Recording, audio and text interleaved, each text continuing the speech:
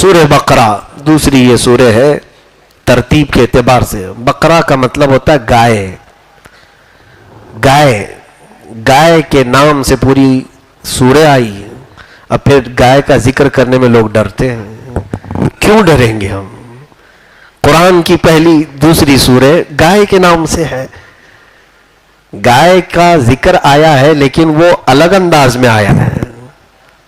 گائے کی پوجا کے اعتبار سے ذکر نہیں آیا ہے, اس کو کاٹنے کے لیے آیا ہے. کاٹنے کے اعتبار سے ذبح ہوئی تھی لیکن کس لیے؟ کھانے کے لیے نہیں. جو قرآن پاک میں ہے وہ میں بتا رہا ہوں. ہوا یہ تھا کہ بنی اسرائیل میں ایک شخص کا قتل ہو گیا تھا. قتل ہو گیا تو لوگ اس کے جو خاندان والے تھے سب موسیٰ علیہ السلام کے پاس آئے. بڑا مالدار شخص تھا, پیسے والا تھا, لیکن کسی نے مرڈر کر دیا. آئے موسیٰ علیہ السلام کے پاس, کہا کہ اس کا قاتل ڈھونڈ کر کے بتائیے, کون مارا ہے معلوم نہیں. یعنی اس وقت بھی لوگ غیب کی باتیں پوچھنے کے لیے نبیوں کے پاس آیا کرتے تھے. قاتل کون ہے یہ معلوم کرنے کے لیے موسیٰ علیہ السلام کے پاس آئے.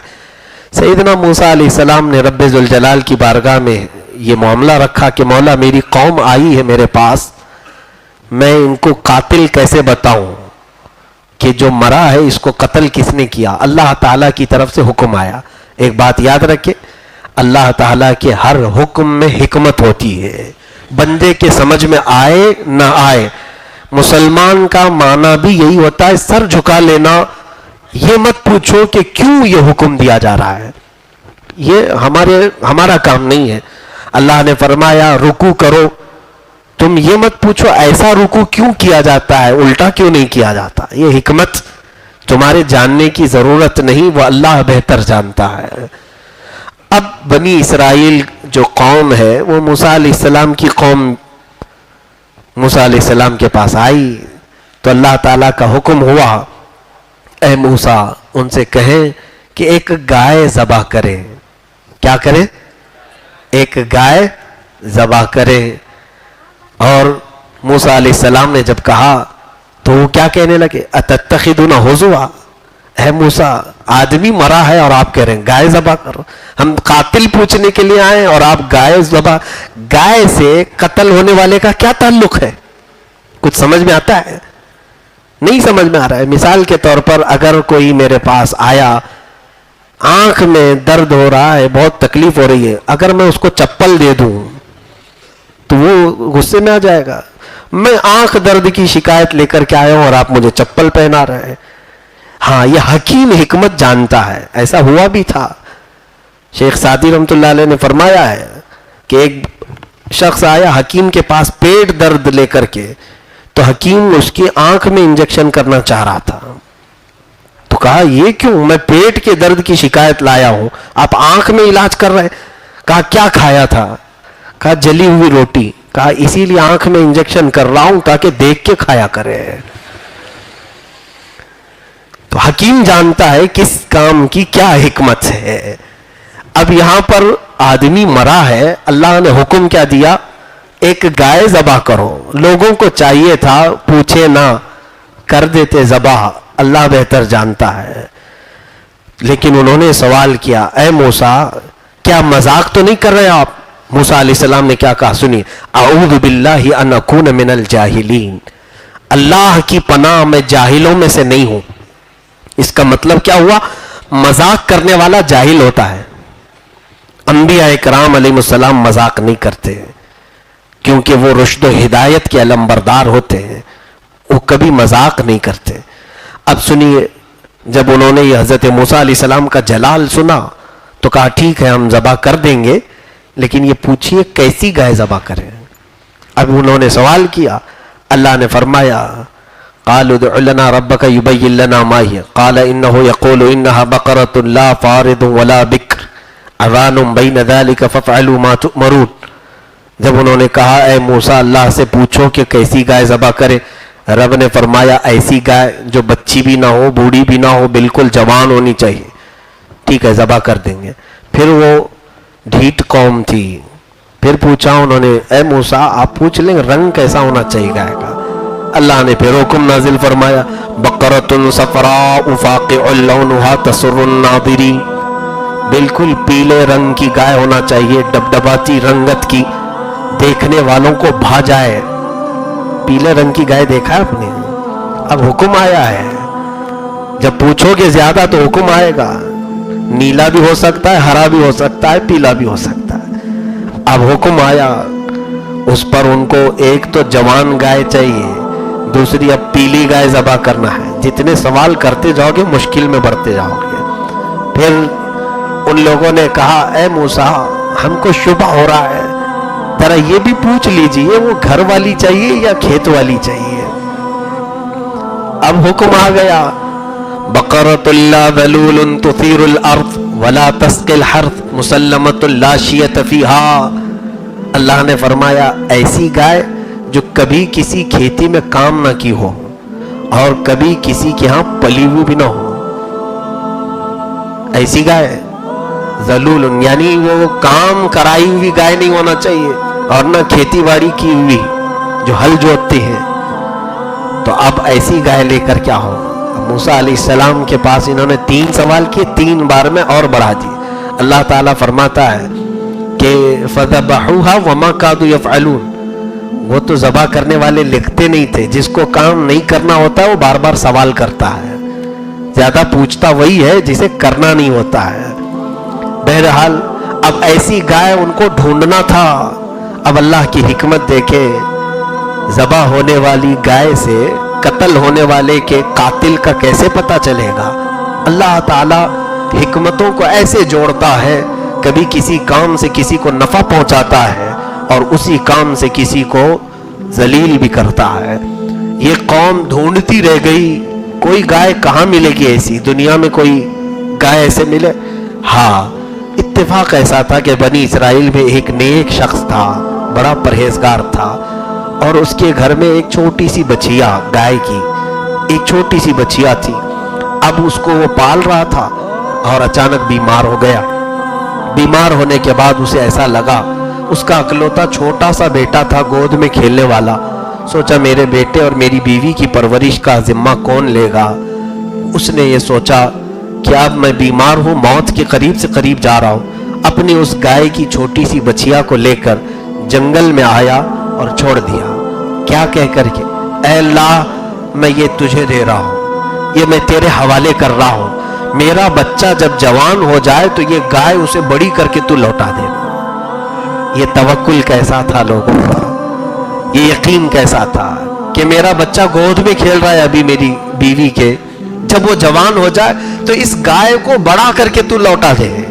اللہ پر توکل کرنے والے کا صلہ کیا ہوتا ہے یہ بھی سن لیجئے۔ اللہ اکبر، رب ذوالجلال نے اس گائے کی بچیا کو ایسے پرورش کی، ایسے پرورش کی، وہ گائے جب بڑی ہوئی، پوری دنیا میں وہ تنہا گائے تھی جو کسی کی کھیتی میں کام نہیں کی تھی، کسی نے اسے پالا نہیں تھا، صرف اللہ نے پالا تھا، خود سے چر کے بڑی ہوئی تھی، اور پھر اس کا رنگ بھی بالکل پیلے کلر کا تھا، اور وہ نہ بہت بچی تھی نہ بوڑھی تھی، بالکل جوان۔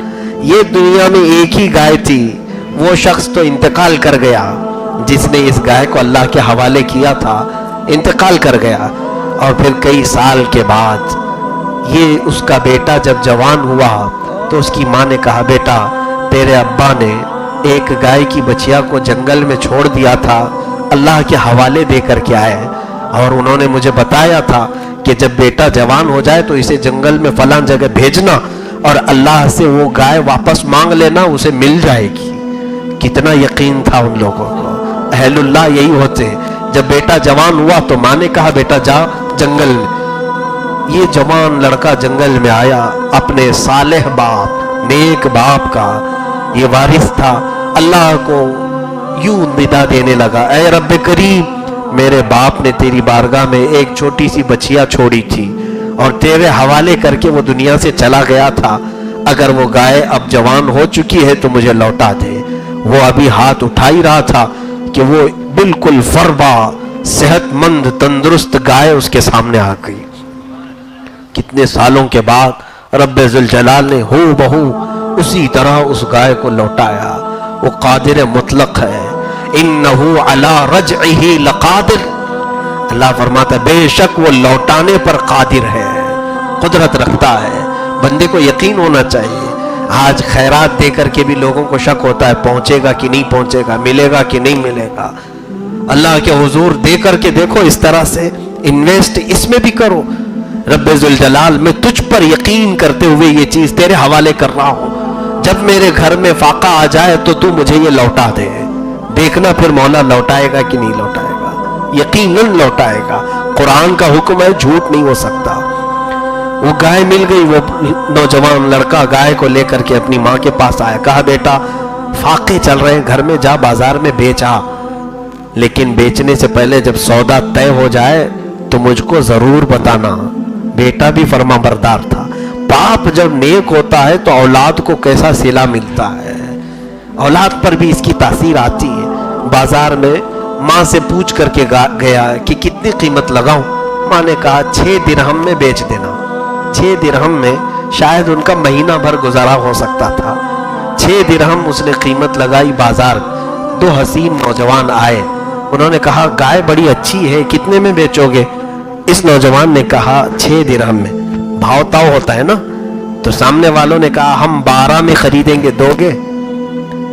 गाहक कम में पूछता है कि ज्यादा में? कम में पूछता है, लेकिन इस नौजवान बच्चे से डबल में पूछ रहे हैं खरीदार। कोई ऐसा होता जो लालच भरी हो, जल्दी से उसे पकड़ा करके 6 अपने रख लेता, 6 माँ को दे देता, लेकिन उस बच्चे ने कहा नहीं, मैं पहले अपनी माँ से पूछ के आऊंगा। माँ ने 6 दिरहम में बेचने के लिए कहा था, अब तुम 12 दिरहम लगा रहे हो, मैं पहले बार पूछ करके आऊंगा। आया और कहा माँ मैं तो 6 में बेचने के लिए निकाला हूं गाय को, लेकिन खरीदार 12 में पूछ रहे। माँ ने कहा चलो ठीक है, अब 12 में उसकी कीमत लगा दो। गया बाजार में, 12 की कीमत जब लगाया उसकी, तो फिर 2 नौजवान उसके पास आए, कहा गाय बड़ी अच्छी है, क्या हमें ये 24 में दे दोगे? डबल कर दिया उन्होंने। उस बच्चे ने कहा नहीं, मैं पहले अपनी माँ से पूछ करके आऊंगा और उसके बाद फिर बेचूंगा। माँ के पास फिर आया और कहा अजीब हाल है माँ, मैं 12 में बेचना चाहता हूं लेकिन खरीदार 24 में पूछ रहा है।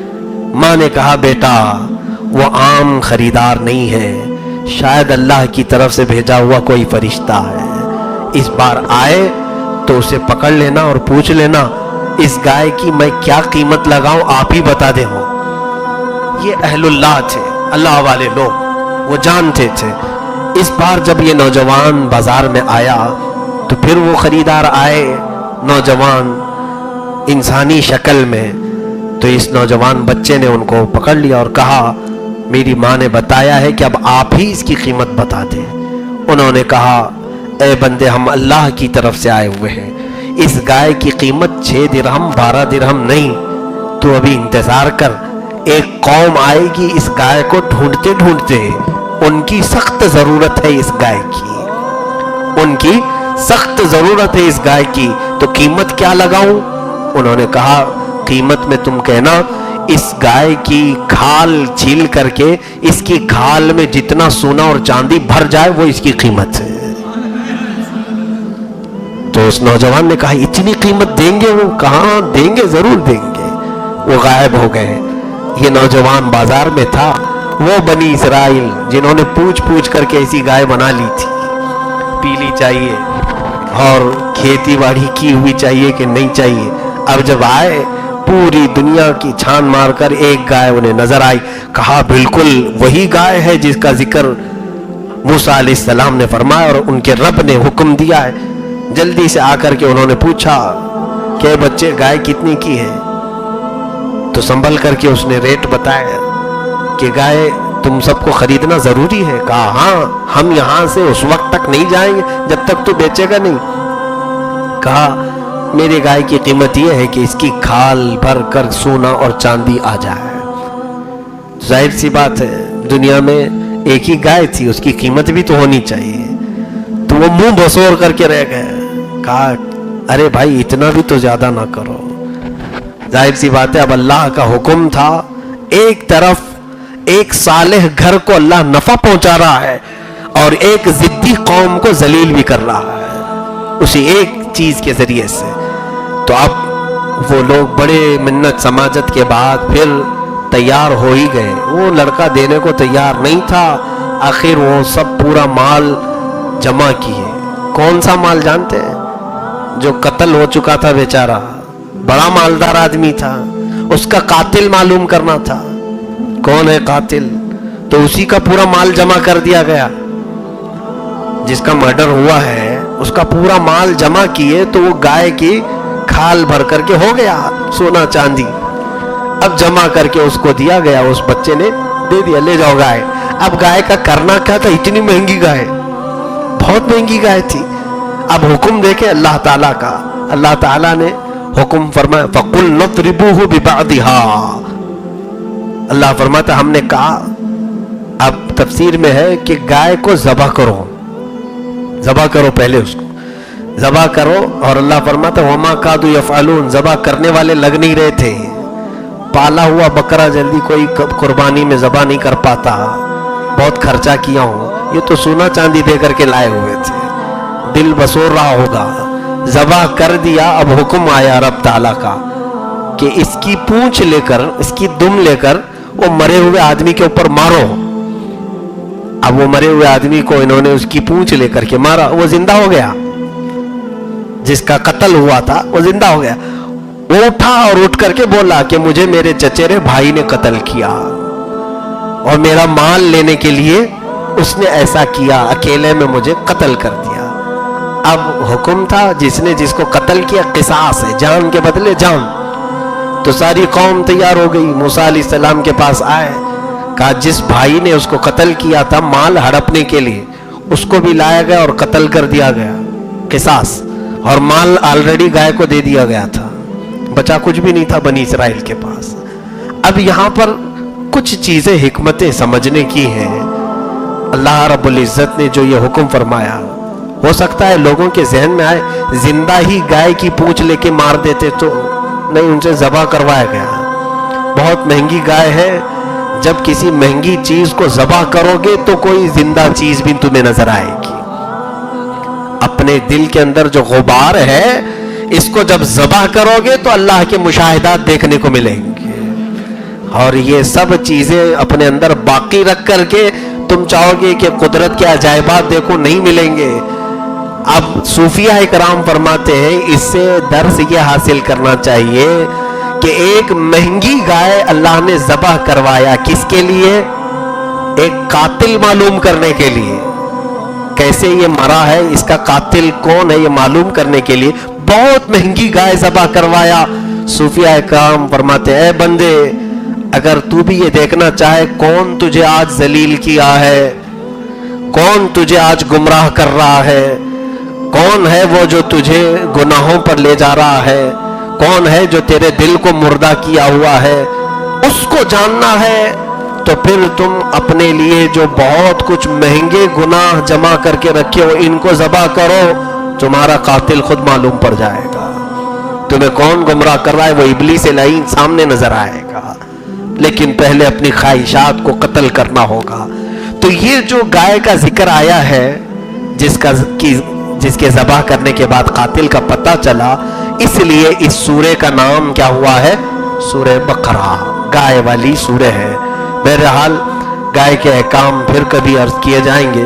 اس سورے میں بہت ساری اور باتیں, جیسے آدم علیہ السلام کی پیدائش کا ذکر ہے کہ کیسے آپ کو پیدا کیا گیا, پھر بنی اسرائیل پر اللہ نے کیا کیا نعمتیں اتاری ان کا ذکر ہے, پھر ہاروت ماروت 2 فرشتوں کا ذکر ہے جن کو اللہ نے آزمائش کے لیے اتارا تھا, انہیں جادو سکھا کر کے دنیا میں بھیجا گیا تھا.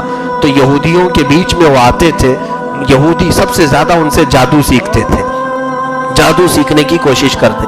وہ فرشتے کہتے بھی تھے انما نحن فتنۃ فلا تکفر, ہم تو برائے آزمائش اتارے گئے ہیں, تم کفر مت کرو. لیکن وہ یہودی کون سا جادو سیکھتے تھے؟ فیتعلمون منہما ما یفرقون به بین المرء وزوجہ, ان سے وہ شوہر اور بیوی کے درمیان نفرت ڈالنے والی جادو سیکھتے تھے. کون سیکھتے تھے؟ یہودی. بنی اسرائیل روزانہ ان سے جادو سیکھتے تھے اور پھر لوگوں پر وہ امپلیمنٹ کر کے دیکھتے تھے, ٹرائل کر کے دیکھتے تھے, لوگوں کو الگ کرتے تھے, جوڑے नफरत में तब्दील कर देते थे।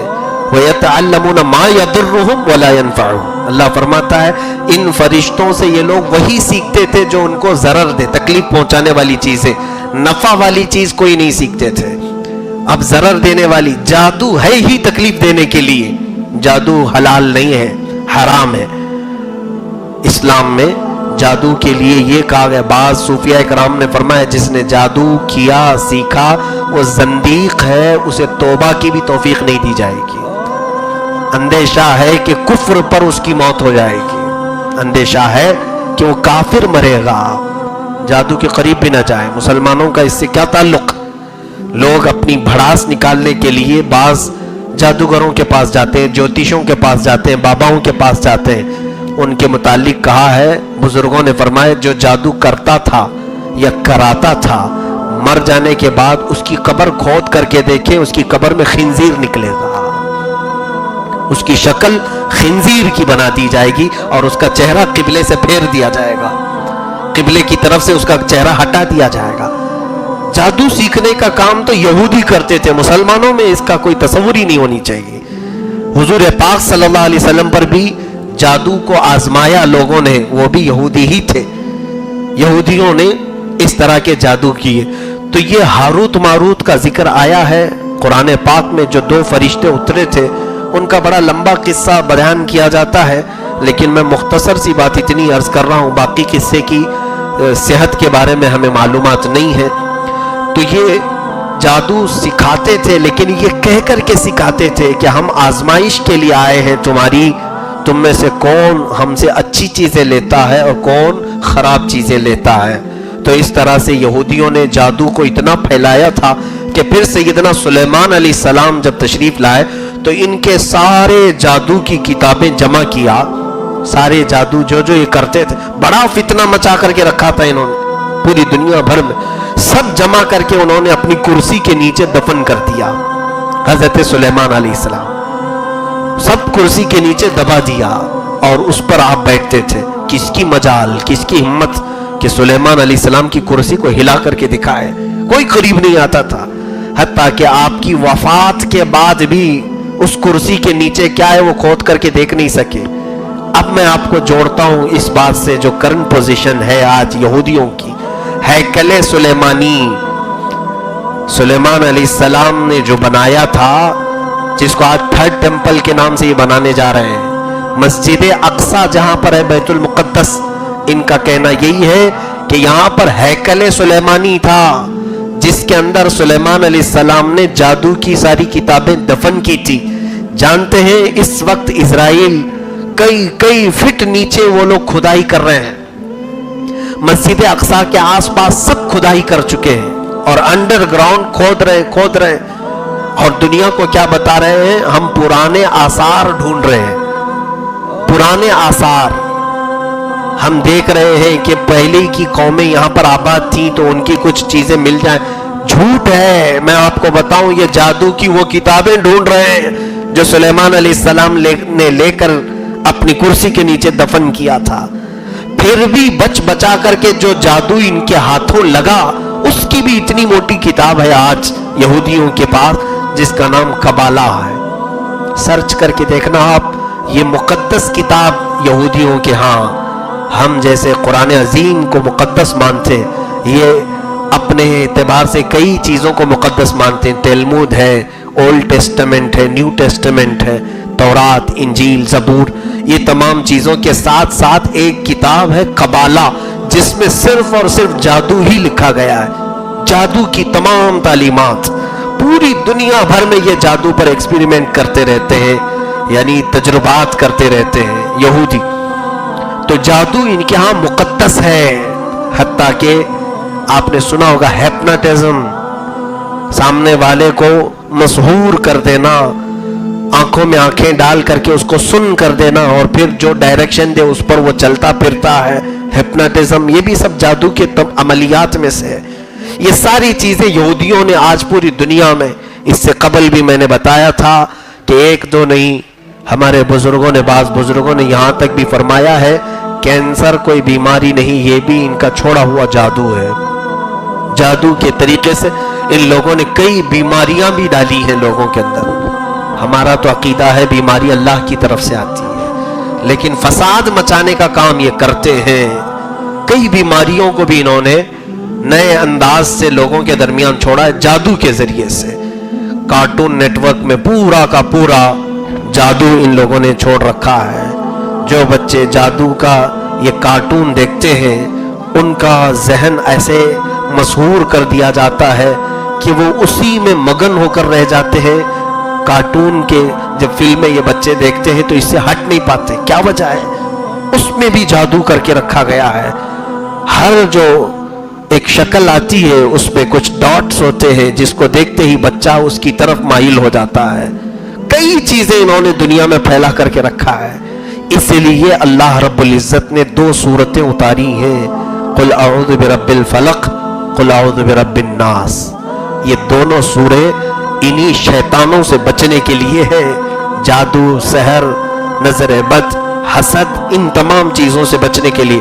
تو آج کی اس تفسیر میں یہ تنبیہ کرتا جاؤں گا، ہر دن ہر گھر میں بچہ ہو، جوان ہو، بوڑھا ہو، عورتیں ہو، مائیں ہو، بہنیں ہو، سارے لوگ فجر میں سورہ فلق قل اعوذ برب الفلق اور سورہ ناس قل اعوذ برب الناس 3 مرتبہ پڑھ کر اپنے دونوں ہتھیلیوں پر دم کرے اور اپنے چہرے پر اور اپنے بدن پر جہاں تک ہاتھ جائے مل لے.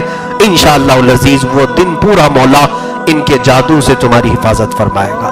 اللہ رب کریم سورہ بقرہ میں موجود سارے مضامین کو ہمیں سمجھنے کی توفیق عطا فرمائے، اس پر ہمیں عمل کی بھی توفیق عطا فرمائے.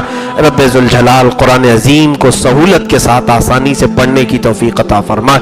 وآخر دعوانا ان الحمد للہ رب العالمین.